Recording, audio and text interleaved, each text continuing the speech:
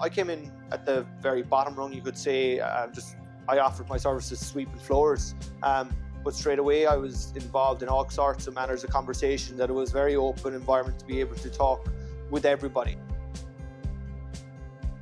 Some people would love talking about the history of it, some people love the tasting side of it, like myself, but generally people are really interested in the production side of it. So as far as when we go over to the stills, people really kind of tune in and start listening to you, because the production side is probably the most interesting part of it all. Like walking in there for the first time, seeing all the 3 copper pot stills standing up, it's really a sight to behold, really. It's lovely. Like. The batches are being released now and they're kind of speaking from themselves. They're no sooner on the shelves than they're off. They're very sought after, and the fact that they're a small batch makes them that more authentic, and the fact that, as you can see, that everything is done by hand from the minute we fill them into a barrel. They're placed into their designated spot. They're put onto the truck to be degorged. There's many reasons to choose Dingle for the quality of the product, the quality of the water here, the actual environment itself, the air for maturation of whiskey. We're all from around here. Even my brother there, he came back from college. He was able to come in here, go bottling for the day, make a bit of money for college, so it's great that way.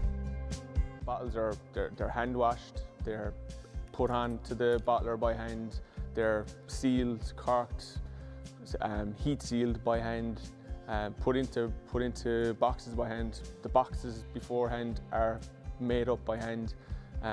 In the case of the whiskey, they're labelled by hand. So everything is handmade. So there's at any one time when the bottles are being filled, there could be 4 sets of eyes on the bottle. So it'd be very hard for something to get past us.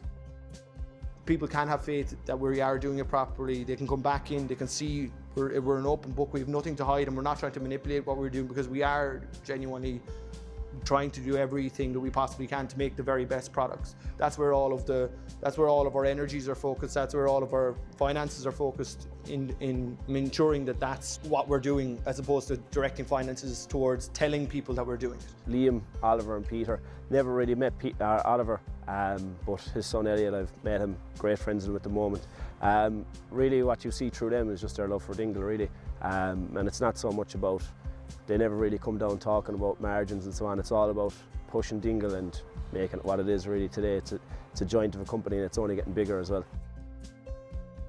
When this warehouse is full, there will be close to 8,000 to 9,000 barrels inside it.